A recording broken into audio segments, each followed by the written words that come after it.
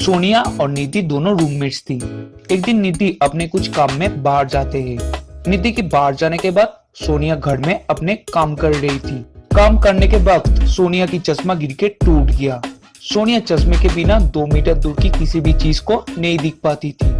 उसके बाद सोनिया ने कॉल करके अपने बॉयफ्रेंड को बुलाती है और दोनों मिलकर सोनिया की चश्मे को ठीक करने के लिए बाहर निकलता है। जब सोनिया और उसकी बॉयफ्रेंड गाड़ी में से जा रहा था, तभी सोनिया कुछ ही दूर में निधि को रास्ते के पास में पड़ा हुआ देखती है। सोनिया ने अपने बॉयफ्रेंड को जल्दी गाड़ी रोकने के लिए कहती है और कहती है हम लोगों को निधि का हेल्प करना चाहिए। जब दोनों निधि के पास जाता है तब देखता है कि निधि मर चुकी है और उसी टाइम पुलिस भी वहां पहुंचता है। पुलिस घटना की तहकीकात करने के लिए डिटेक्टिव रॉय को कॉल करता है। डिटेक्टिव रॉय भी कुछ ही देर में वहां पहुंच जाता है। डिटेक्टिव रॉय आते ही पहले सोनिया की बॉयफ्रेंड को पूछता है उस घटना के बारे में। सोनिया की बॉयफ्रेंड ने कहा मैं तो निधि को जानता तक नहीं और निधि का डेड बॉडी सोनिया ने गाड़ी से देखी थी। उसके बाद डिटेक्टिव रॉय सोनिया को पूछताछ करने लगे। सोनिया ने बोली निधि मेरी रूममेट थी। कुछ 1 घंटे पहले निधि अपने कुछ काम के लिए घर से निकली थी। डिटेक्टिव रॉय पूरी घटना को ध्यान से तहकीकात करता है और तहकीकात करने के बाद डिटेक्टिव रॉय समझ जाता है निधि की खून हुआ है और वो खून किसने किया है। क्या आप बता सकते हैं इनमें से खूनी कौन है? सोचिए और अपना आंसर जल्दी से कमेंट कर दीजिए।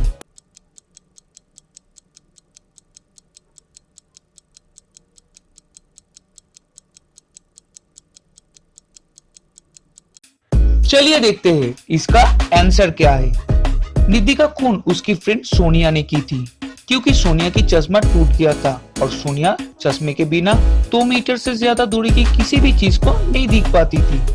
अगर सोनिया चश्मे के बिना नहीं दिख पाती है तो कैसे गाड़ी में बैठी दूर से निधि का बॉडी देख लिया?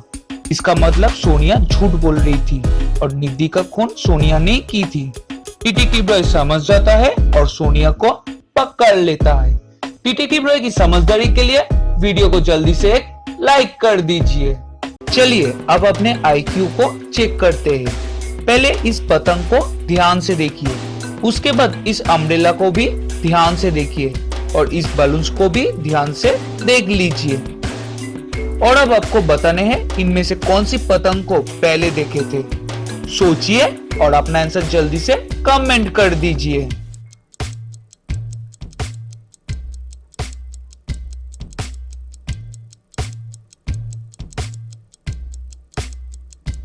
चलिए देखते हैं इसका आंसर क्या है।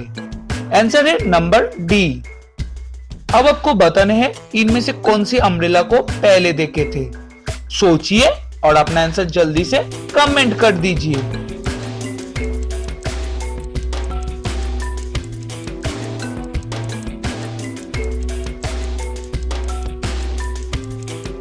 चलिए इसका आंसर देखते हैं। आंसर है नंबर डी। और अब आपको बताने हैं इनमें से कौन सी बेलून्स को पहले देखे थे। सोचिए और अपना आंसर जल्दी से कमेंट कर दीजिए।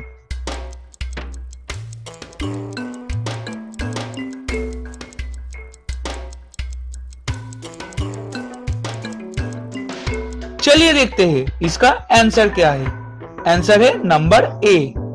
चलिए अगली पहेली देखते हैं, लेकिन आगे बढ़ने से पहले इतनी मजेदार पहेली के लिए वीडियो को जल्दी से एक लाइक कर दीजिए। यहाँ पर एक लड़का अपने गले में फांसी देकर मर गया है। उस लड़के का रूममेट ये सब देख के तुरंत पुलिस को कॉल करता है। पुलिस भी तुरंत वहां पहुंच जाता है और देखता है वो लड़का ऊपर झूला हुआ है। लेकिन पुलिस की समझ में नहीं आ रहा था ये मर्डर है कि सुसाइड। अगर ये सुसाइड होता तो ये लड़का इतने ऊपर कैसे अपने आप फांसी लगाया?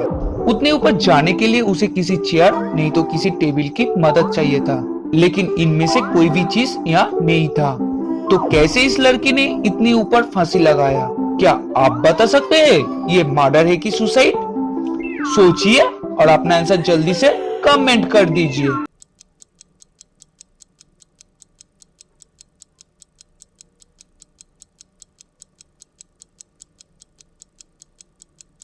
चलिए देखते हैं इसका आंसर क्या है।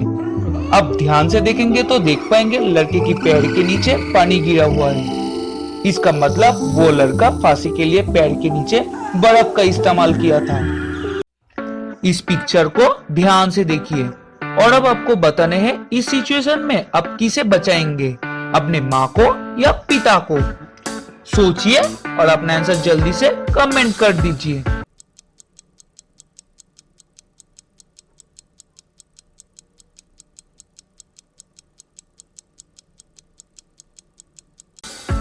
चलिए देखते हैं इसका आंसर क्या है। आपको अपने माँ को बचाने चाहिए क्योंकि इस रूट में सिग्नल रेड है जो 1 सेकंड बाद ग्रीन हो जाएगा, जिसमें पीछे आने वाली बस आपकी माँ को टकरा सकती है। और दूसरी तरफ सिग्नल ग्रीन है जो 1 सेकंड बाद रेड हो जाएगा, जिसमें पीछे आने वाली बस रुक जाएगी और आपके पिता बच जाएगा।